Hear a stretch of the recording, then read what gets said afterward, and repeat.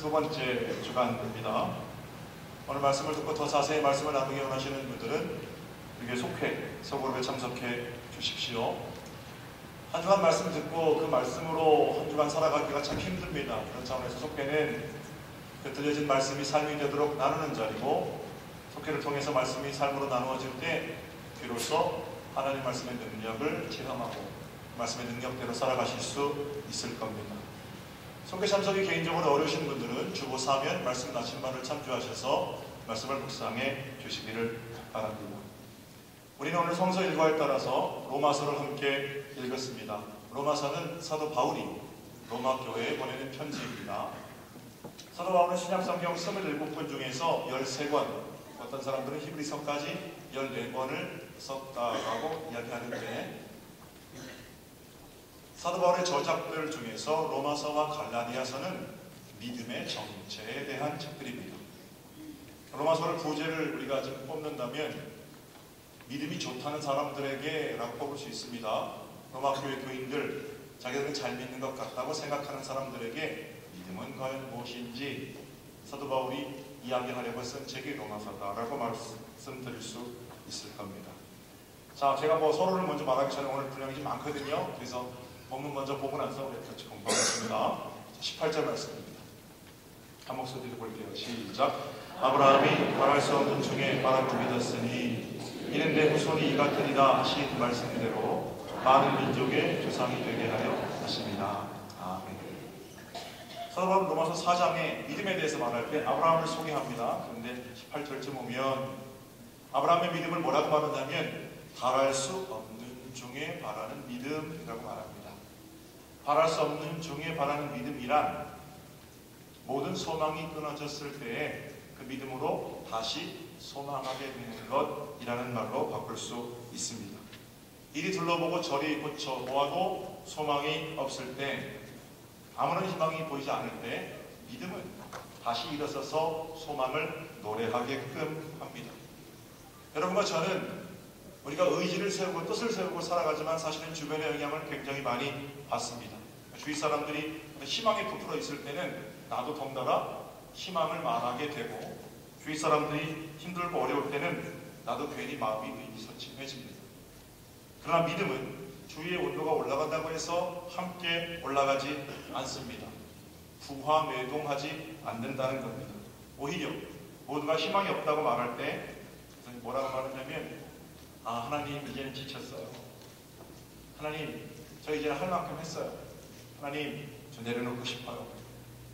또는 자기 자신을 들여다봐도 이게 정말 안 되는구나, 이건 이제 끝이로구나, 이런 생각이 들 때 그만두자 라는 말이 입 밖으로 나오려고 할 때 믿음은 다시 해보자, 다시 일어서자, 이렇게 소망을 노래하게끔 한다는 겁니다.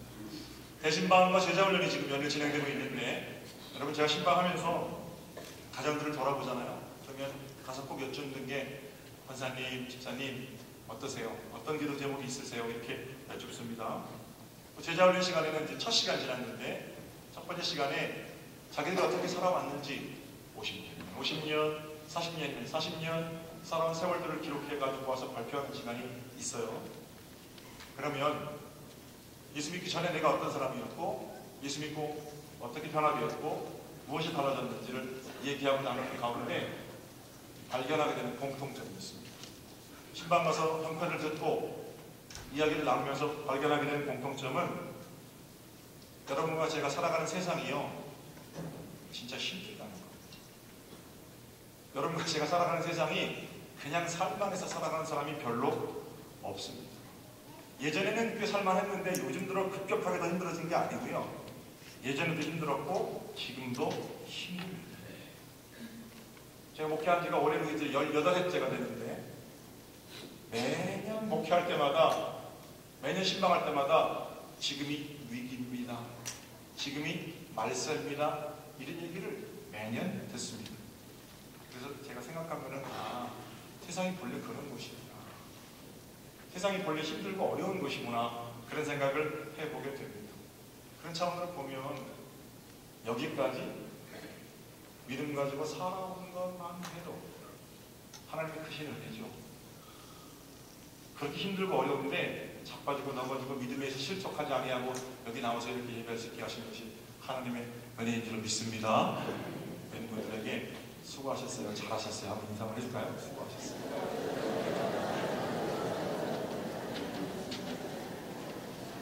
모두 다 똑같이 힘들어요. 그런데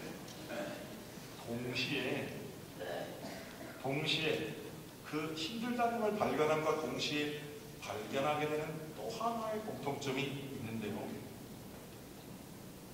그거는 우리 좋으신 하나님께서 힘들고 어려운 그 때마다 예수의 이름으로, 예수의 사랑으로 그 위기를 넘게 하셨다는 겁니다.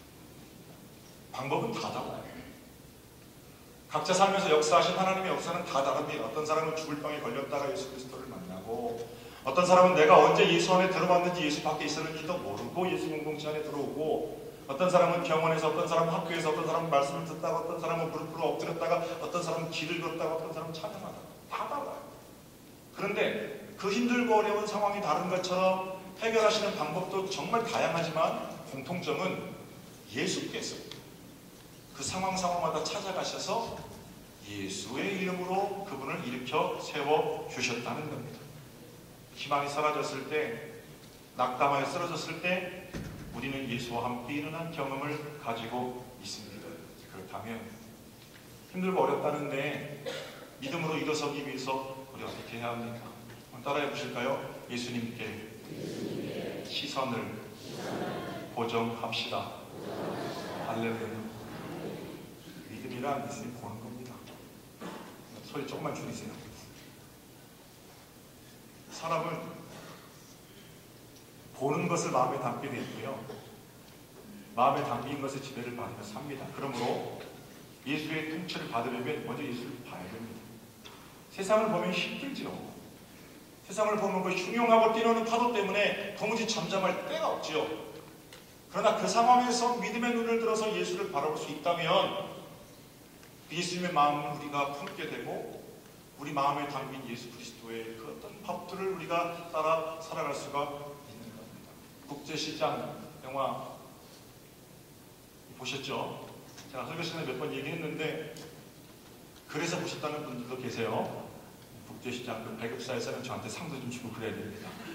국제시장 영화 보면 어떤 장면이 있냐면 이제 그 주인공이 결혼해서 살다가 철없는 동생이 결혼시켜달라고 그러니까 주인공이 뭐라고 그래요? 내가 월남전에 가야 되겠다 그러잖아요. 월남전은 죽으러 가는 거 아닙니까? 월남전에 가려고 하는데 아내가 당신 나랑 상의도 없이 월남전에 간다고 결정하면 어떡해? 그러면서 공원에서 서로 다퉈요. 근데 가야 동생을 결혼시킬 수밖에 없는 그 가난, 애절한 상황, 여보 가면 어떡해? 그러면서 막 서로 울면서 그럼 나 어쩌란 말이고 가시나요? 막 이러면서 싸우잖아요. 근데 그 같은 애전한 그런 가운데 갑자기 어떤 일이 벌어집니까? 5시가 돼가지고요. 빰빰빰빰빰 국기에 대한 맹세가 나오잖아요. 그러니까 갑자기 주인공이 딱 일어나서 국기를 바라고 딱 이렇게. 그리고 애국가를 따라 부릅니다. 그죠? 그러니까 아내가 확 울다가 눈치를 보고 자기도 일어났어요. 굉장히 그 장면이 좀 우스꽝스러웠는데요. 우리 어릴 적에 그런 모습이었거든요. 어머니가 시장에 가서 콩나물 좀 사오라고 그러시면 그때는 시장 가는 길이 정정당로님 그 앞길 거기밖에 없었어요. 거기로 내려가다가 5시가 되면 어김없이 서정희 초등학교에서 국기, 개양식이나 그런 걸 하면서 노래가 나오잖아요. 그러면 아무도 없는 그 골목길을 가면서도 멈춰서서 국기를 바라봐야 되나, 그냥 콩나물 사러 가야 되나, 같은 점이 있고요. 대부분은 멈춰서서 금방 끝나니까 애국가수를 부르고 다시 콩나물 사러 갔던 기억도 있습니다. 길거리 지나가다가도 5시만 되면 지나가는 사람들이 정말 로봇처럼 멈춰서서 애국가를 따라 부르고 그랬던 것이 우리 지난날의 가가 아니겠어요? 왜 그런 겁니까? 국기를 바라보는 동안 애국심을 마음 가운데 불어넣으려는 통치자들의 생각 아니겠어요? 그래서 그런지 지금 저만 해도, 어르신들은 훨씬 더 하시겠습니다만, 저만 해도 대한민국 그러면 짠한 마음이 좀 들어요. 애국하는 거는 그냥 해도 되고 안 해도 되는 게 아니고 반드시 나라를 사랑해야 한다라는 것이 제 마음 가운데 남아있거든요. 그건 어린 시절 매일 5시만 되면 국기를 바라보았던, 그래서 그 국기에 대한 마음들이 마음에 담긴 그런 결과라는 겁니다. 이건 긍정적인 거죠. 부정적인 측면도 있어요. 어떤 거냐면 벌써 꽤 오랜 시간이 지났습니다만 대구에서 대학생들이 체육대회하는 유니버시아드 대회가 있을 때 북한의 응원단이 왔죠. 그 응원단의 이름은 늘 북한 사람들은 왜 미녀라고 그러는지 예쁘지도 않은데 미녀 응원단이라고 그랬어요. 그 사람들이 와서 응원하다가 그 경기장 앞에 걸려있는 플랜카드를 떼어가지고 와서 항의하잖아요. 플랜카드에 누가 있었습니까?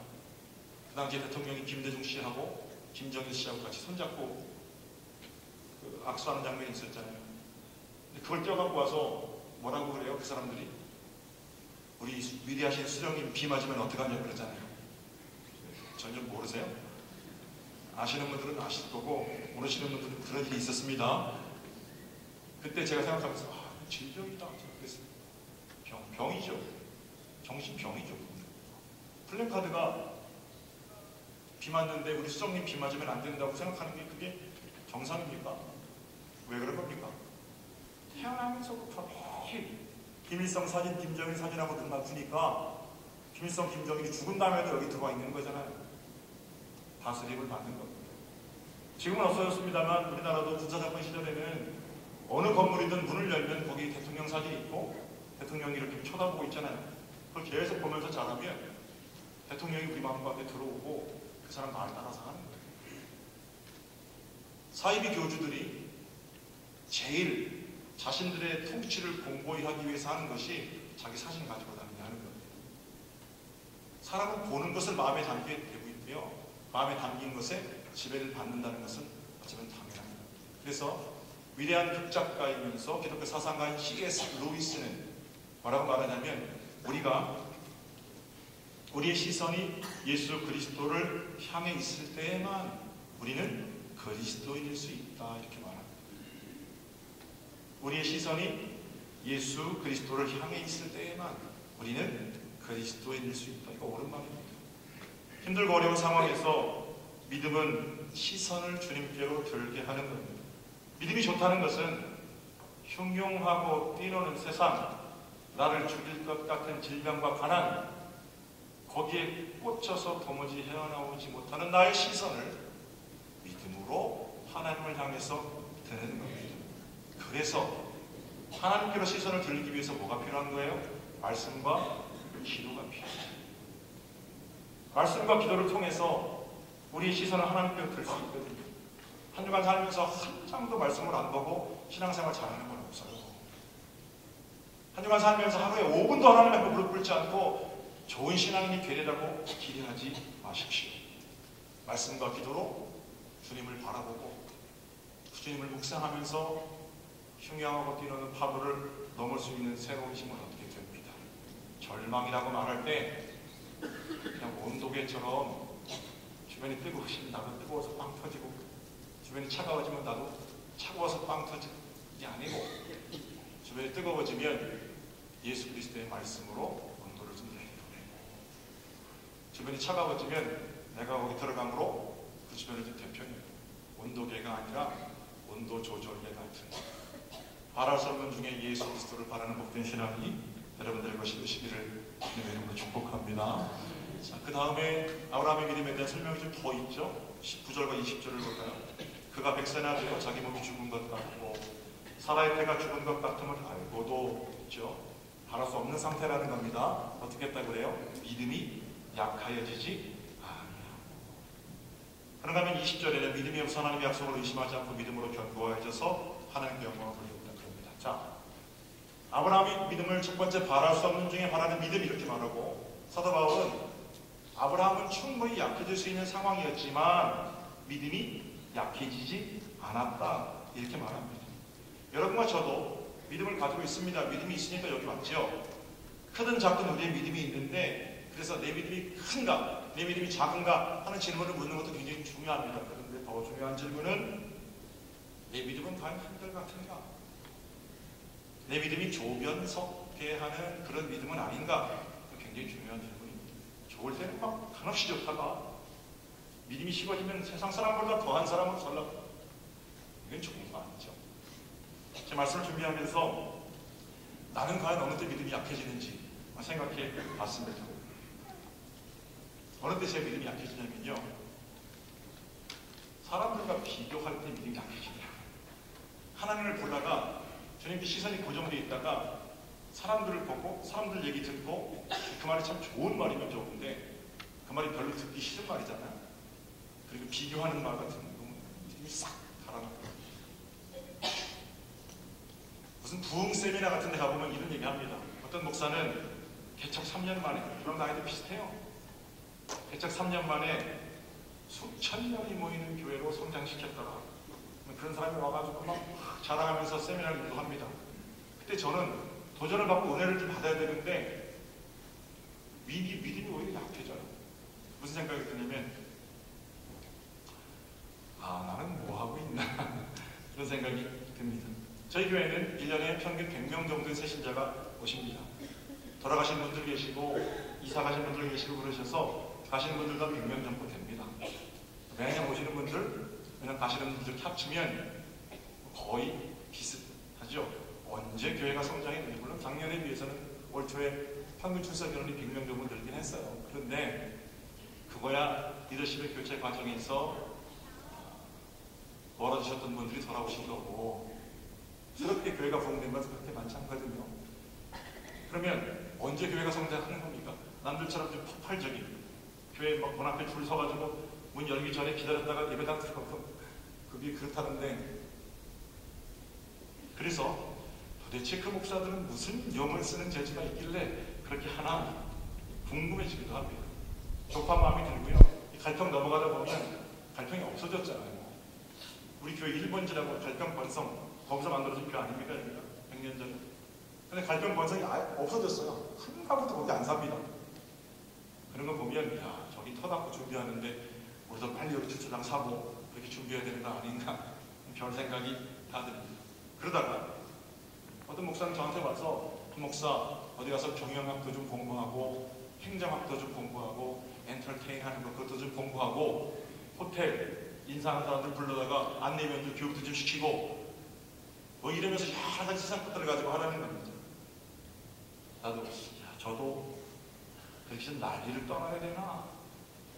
하나님 그거 원하십니까? 뭐 이런 생각을 하거든요. 근데 기도하면 하나님 뭐라고 그러시냐면요, 네! 그러세요.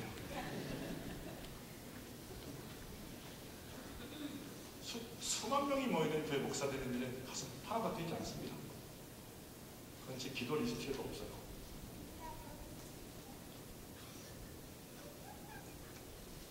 일곱 명, 8명, 10명 같이 신방 가서 같이 그들의 이야기를 듣고 손잡고 기도해 주는 거, 그건 제가 죽음이 있어도 가라고 가겠습니다.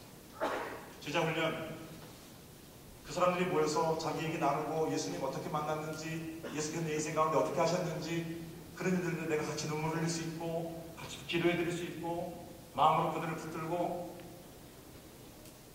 이런 일에는 가슴이 쿵쾅쿵쾅 뜁니다. 얼마나 지난주에 행복했는지 새로 시작하면서 수십만 명이 모이는 교회에서 멋지게 설교하고 그런 일은요 꿈꿔보지도 않았고 그 일은 제 소망도 아니에요. 한 사람이 하나님 앞에 바로 서는 일, 그 일을 위해서 하나님이 나를 부르셨다고 생각하고 그 일만 생각하면 심장이 쿵쾅거립니다. 이런 마음을 가지고 있다가도 아주 단단한데, 저는 제 마음이 그렇게 단단한데도 누가 주변에 얘기하면요 비교하는 것 때문에 마음이 불편하고 믿음이 약해지더라는 겁니다. 한번 여러분은 어떠시겠어요? 사람들이 만들어 놓은 기준, 40대는 이래야 하고 50대는 저 정도는 돼야 하고 60대는 몇 cc 이상 차를 타야 되고, 그런 게 어디 있어요? 자꾸 그런 거에다 나를 적용하려고 할 때 그때 뭐가 약해지냐면 믿음이 약해져요. 그래서 뭐라고 가르쳐요? 믿기만 하면 그 정도 차 타고 믿기만 하면 그 정도 집에 산다? 교회가 계속 그런 것만 얘기해서야 무당집하고 뭐가 달라요? 그래서 하나님 앞에 무릎을 꿇고 주님을 바라보면 주님께서는 다시 그 사랑의 눈으로 우리와 눈 맞춰 주시고 힘을 주십니다. 그래서 내가 너를 그러라고 그러지 않았잖아. 이 음성 듣거든요. 좋습니다. 믿음의 위기를 만날 때가 있어요. 아브라함도 여러 번의 믿음의 위기를 만났습니다. 하나님 말씀 듣고 나선 세월이 25년입니다. 25년 동안 땅을 주신다고 했는데 땅 한 평 얻은 거 없고, 바다의 모래알처럼 자식 주신다고 했는데 자기도 아내도 아이를 낳을 수 없는 지경까지 왔다는 겁니다. 바랄 수 없는 거죠. 소망이 끊어진 거죠. 믿음이 아주 바닥에 떨어져도 당연한 것처럼 여겨진 그때 아브라함은 한결같은 믿음이 약해지지 아니했습니다. 오히려 그 시기를 믿음을 잘하는 기기로 삼았어요. 그래서 아브라함이 나중에 어떻게 되냐면 100세에 얻은 그 금쪽 같은 아들을 주님께서 나중에 바치라 부를 때 다시 살려주실 것을 믿고 바치러 올라가는 그 지경까지 아브라함의 믿음이 자라갔다는 겁니다. 우리 모두 어느 상황이 있든지 비교해서 오는 불평과 원망이 아니고요, 한결같은 믿음으로 승리하는 복 있는 믿음 생활이 여러분들의 것이 되시기를 우리 주님의 이름으로 축복합니다. 빨리 진행할게요. 그 다음에 하나님께서 그 아브라함의 믿음을 의로 여기셨다는 거예요. 바랄 수 없는 중에 바라는 믿음, 한결같은 믿음, 의심하지 않는 믿음, 그 믿음이 하나님께 의로 여겨졌다. 22절을 볼까요? 22절. 그러므로 아브라함이 믿었기 때문에 그것이 그에게, 하나님에게 의로 여겨졌느니라. 그런데 바울은 덧붙이기를 하나님께서 아브라함의 그 믿음만 의로 여기신 게 아니고 수천 년 전에 아브라함만 특별하게 그의 믿음만 의로 여기신 게 아니고 여러분과 저의 믿음도 의로 여기길 원하신다는 겁니다. 23절부터 제가 내일 읽을게요. 그에게 의로 여겨졌다 기록된 것은 아브라함만 위한 것이 아니요 의로 여기심을 받을 우리도 위함이니. 그렇죠? 우리도, 우리의 믿음도 의로 여기십니다. 그런데 우리 어떤 믿음이에요? 곧 예수 우리 주를 죽은 자 가운데에서 살리시기를 믿는 자이야. 할렐루야. 그러니까 보통 보면 저 사람 참 믿음이 믿음직스러운 사람이야 이렇게 말하고, 아빠, 난 아빠를 믿어요. 얘야, 내가 너를 믿는단다. 이렇게 말할 때 그런 믿음이 아니고요. 그냥 좀 믿음직하고 믿음직스러운 그런 믿음이 아니고, 하나님께서 의로 여기시는 믿음은 인간성이 훌륭하고 믿음직스럽고 이걸 떠나서 먼저 예수께서 죽은 자 가운데 살아나셨고 하나님께서 죽은 자들 가운데에서 소망이 끊어진 자리에서 예수를 다시 살리셨다는 것을 믿는 믿음, 그 믿음을 의로 여기신다는 겁니다. 하나님께서 의로 여기시는 믿음은 여러분 주위를 둘러보고 절망의 노래, 불평의 노래를 부를 수밖에 없지만 죽은 자 가운데에서 예수를 살리신 그 의가 우리 인생의 문제를 붙들고 계시고 지금 내가 죽을 것 같은 괴로운 이 삶 속에서도 나를 일으켜서 당신의 자녀로 삼아 주셨음을 믿는 믿음입니다. 이 믿음을 하나님께서는 의로 여기십니다. 사도 바울이 말할 때 부활하신 분을 믿는 믿음 이렇게 말 안 하고 죽은 자 가운데에서 살리신 분을 믿는 믿음 이렇게 말하죠. 좀 복잡하잖아요. 그래서 성경을 길다 보면 사도 바울은요 늘 부활을 말할 때 예수께서 부활했을 때 이렇게 말 안 했어요. 예수께서 죽은 자 가운데 살아났습니다 이렇게 말했습니다. 이게 뭐가 다릅니까? 사람들이 흔히 부활 그러면 어떤 생각을 하냐면, 여러분들 부활 그러면 어떠세요? 아, 부활 알았어 이렇게 되거든요. 부활이라는 고유명사가 가지는 어떤 느낌은 신화 속의 이야기, 멀리 있는 이야기, 꾸며낸 이야기 이런 느낌이 되지만, 죽은 자 가운데 살아났다, 이건 좀 더 확실한 선언 아니겠습니까? 예수를 죽은 자 가운데 살리신 그분을 믿는 우리의 믿음을 하나님께서는 의롭게 여겨주십니다. 그래서 25절은 그 예수님에 대한 부연 설명이죠. 장목 소리를 볼까요? 25절입니다. 예수는 우리가, 시작, 예수는 우리가 범죄한 것 때문에 내줌이 되고, 할렐루야. 예수는 제자들 맞죠? 예수는 십자가에서 죽은 다음에 다 떠났잖아요. 믿음이 없는 거예요. 하나님께서 의로 여기신 믿음이 없는 겁니다. 그러나 부활하신 주님께서 제자들을 찾아가 만나주셨죠. 믿음이 생겼죠. 하나님께서 원하시는 믿음, 하나님께서 의로 여기시는 믿음, 부활하신 주님 여기 내 안에 들어와 계시다는 그 믿음.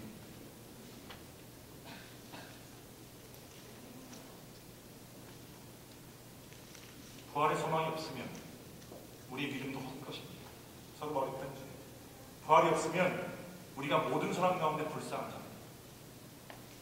그러므로 믿음의 어떤 근거에는 예수께서 우리의 범죄 때문에 십자가 위에 돌아가셨고, 예수께서 우리를 의롭다 하시기 위해서 부활하셨습니다. 이 구절이 주는 의미가 얼마나 큰지 모릅니다. 지난 수요일에 사랑하는 저희 고모님께서 하나님 나라 가셨습니다. 한정손 집사님이시고 81세에 돌아가셨는데요. 승합차를 타고 제가 충남대병원 장례식장 교인들하고 같이 가면서 여러분 많이 참석해 주셔서 감사드려요. 35년 전에 초등학교 4학년 때 제가 영부차를 타고 우리 할머니 여기서 영종이 되는 그런 그 생각이 났습니다. 제 아들을 보니까 제 아들이 딱 그때 돌아가요. 그때는 날씨가 굉장히 좋았는데 엊그제도 날씨가 굉장히 좋았습니다. 고모님이 할머니를 제일 많이 닮으셨어요. 그래서 고모님 영정사진을 보니까 저희 할머니 생각도 많이 났습니다. 저희 아버지 말씀에 의하면 아버지와 10년 차이가 나시는데, 우리 고모님은 할머니가 일찍 생선장사를 나가시면 어린 아버지를 돌보는 몫은 저희 고모님의 몫이었다고 들으면서 자랐습니다. 아시는 분은 아시겠습니다만 저희 고모님은 여자 대장이세요. 여자 대장. 평생 동안 시술장사 하시면서 젊은 나이에 남편이 돌아가신 것까지 우리 할머니랑 똑같거든요. 젊은 나이에 할머니 아버지 돌아가시고 어린 두 자녀를 열심히 키우셔서 훌륭하게 키우셨습니다. 평소에 건강하셨기 때문에 또 몸이 대단하시거든요. 그렇게 빨리 돌아가실 줄은 몰랐습니다. 그러나 하나님께서 깔끔하게 또 은혜롭게 그렇게 하나님 데려가셨죠. 35년 전 우리 할머니를 데려갔을 때 생각도 많이 나고, 저희 아버지 이제는 내 이름을 막 불러줄 사람이 누가 있나 그렇게 말씀하실 때 마음이 짠하고 그랬습니다. 저는 목사가 되어서 성도들의 장례식을 인도합니다. 그래서 장례식 자리에 가면 늘 찬송을 펴고 사람들이 앉아있고 저는 예배 설교하고 그랬거든요. 이번에는 장로님께서 예배를 인도하시고 저는 유족이 되어서 앉아서 예배했습니다. 은혜로운 말씀과 기도, 찬송에 많은 위로를 받았습니다. 그런데 예배를 앉아서 드리면서 찬송을 하는데 고모 생각이 나는 거예요. 저는 살갑게 그렇게 많이 주는 것도 아닌데 고모의 사랑이 느껴져서 마음이 짠하더라고요. 그러고 나서 드는 생각이요. 만약에 예수께서 부활하시지 않았다면, 그래서 부활의 첫 예배 되신 예수 따라서 우리도 함께 부활해서 다시 만날 소망, 그거 우리 가운데 없으면 어떻게 보내나 싶더라고요. 사랑하는 사람의 죽음에 대해서 사랑하는 아버지, 사랑하는 어머니, 사랑하는 남편, 아내, 때로는 사랑하는 자식, 사랑하는 형제들 먼저 보내잖아요. 그분들을 보낼 때 여러분 어떻게 보내세요? 부활의 소망이 없는데 어떻게 장례식을 해요? 부활의 소망이 없는데 그 장례에서 무슨 위로를 받아요? 장례식에서 설교하고 찬송하고 하나님의 은혜 가운데에서 그 일을 기쁘게 박수하며 보낼 수 있는 건 왜 그런 겁니까? 부활의 소망 때문에 그런 거예요. 비록 지금 헤어지지만 부활하신 예수 그리스도를 따라서 영광스러운 나라에서 다시 만날 수 있다 라는 그 소망 때문에 기쁘게 보내드리는 거예요. 그렇게 생각이 되니까 끝나고 나서 하나님 너무 감사해요. 하나님께서 의로 여기시는 이 믿음 주신 거 진짜 감사해요. 이렇게 찬송하게 됐습니다. 여러분, 하나님께서 여기시는, 하나님께서 의로 여기시는 그 믿음 여러분 가운데 있습니까? 하나님께서 의로 여기시는, 그러니까 내가 정말 죽을 것 같지만 죽지 아니하고 모든 고난과 절망의 마지막에 또아래를 틀고 있는 죽음의 문제를 예수께서 이미 해결하셨고, 그 부활하신 주님을 따라서 우리도 영광스러운 나라에서 영원히 살게 될 것이다. 이런 믿음이 있으십니까?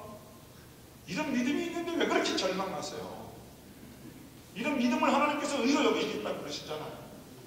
그냥 세상만 바라보고 인간적인 방법만 찾으라고 힘든 거 아니에요? 눈을 두십시오. 그리고 부활하신 예수 그리스도를 바라보십시오. 그분의 위로와 평강이 넘쳐날 때, 그리고 그분이 부활하셔서 나와 함께 계시다는 사실이 믿어질 때 하나님께서는 그 믿음을 의로 여기십니다. 의로 여기신 믿음 가운데 우리는 비로소 자유할 수 있습니다. 사순절 둘째 주에 하나님께서 우리에게 주시는 말씀입니다. 화면에 보이는 사람은 조셉 스크라이븐 목사입니다. 영상실은 얼굴이 중요한 게 아니니까. 조셉 스크라이븐 목사는 1819년에 아일랜드에서 태어났습니다. 더블린이라는 도시에 트리니티 대학을 졸업했는데요. 굉장히 명문 대학입니다. 그래서 이 조셉 스크라이븐이 이 대학을 졸업할 때는 아주 촉망받는 아일랜드의 지도자가 될 것으로 생각했죠. 미래가 매우 기대되는 청년이었는데 언제부터 어려움이 시작되느냐, 결혼식을 앞두고부터 이 청년의 앞길에 어려움이 시작됩니다. 결혼식 하루 앞둔 날 약혼녀가 말을 타고 오는데요. 다리에서 타고 오던 말이 놀래는 바람에 약혼녀가 말에서 떨어져요.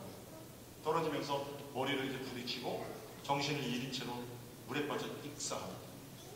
그러니까 이 약혼한 조셉 스크라이브는 그 광경을 다 자기 앞에서 보는 거예요.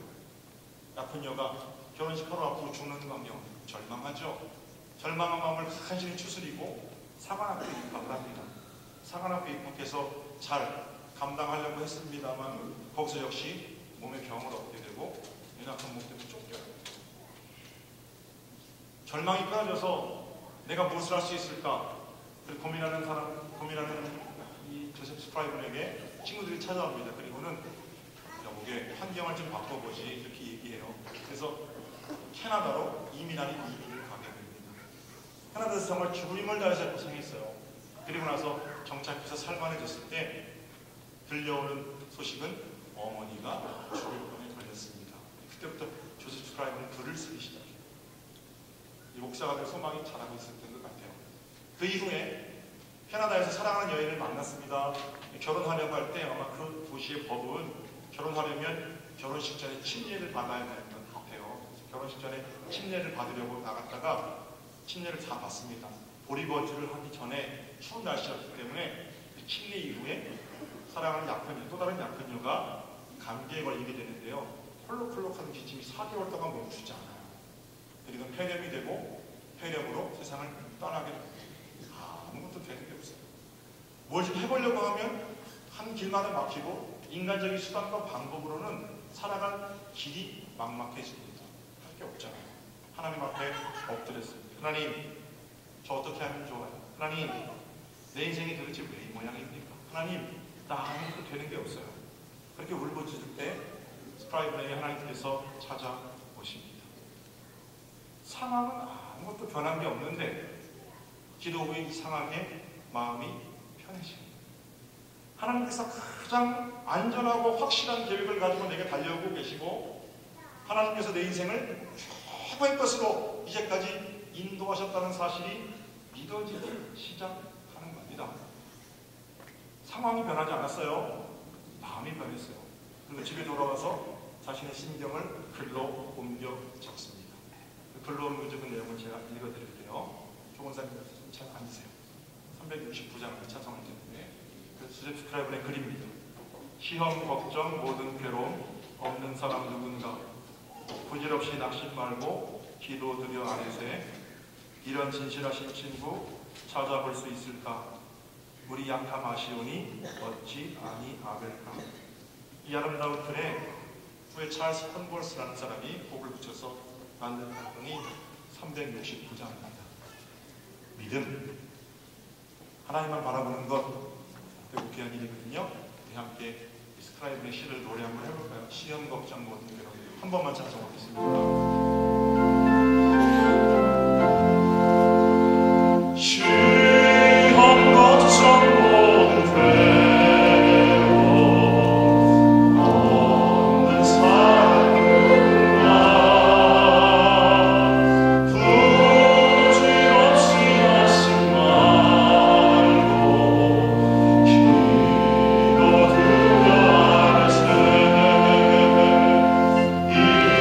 이런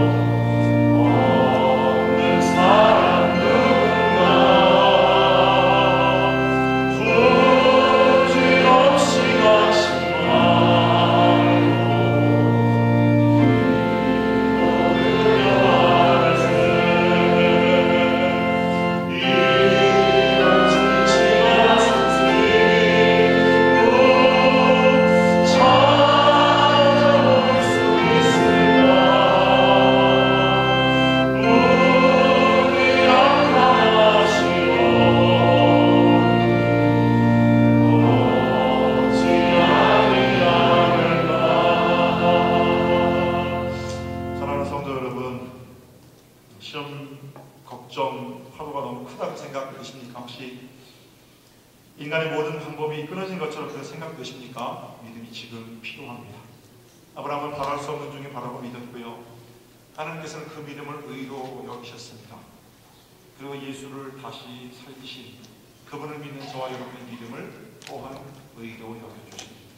의로 여기시는 믿음 가운데 이번 한 주간 우리의 범죄함 때문에 내어줌이 되신, 그리고 우리를 의롭게 하시기 위해서 다시 살아나신 예수 그리스도와 더불어 동행하는 복된 사순절 둘째 주간이 되시기를 주님의 이름으로 축복합니다. 하나님의 은혜를 감사합니다. 하늘이 무너지는 것 같은 상황을 만났을 때 오히려 눈을 부릅뜨고 눈을 더 크게 뜨고 우리 주님을 자세히 가까이 보기 위해 일어서는 저희들 모두가 되게 하여 주시옵소서. 한 주간 큰 믿음으로 순간순간 승리의 걸음을 걷는 저희들 걸음이 되기를 원합니다. 주여 도와 주시옵소서. 주님의 이름으로 기도 올려드나이다. 아멘.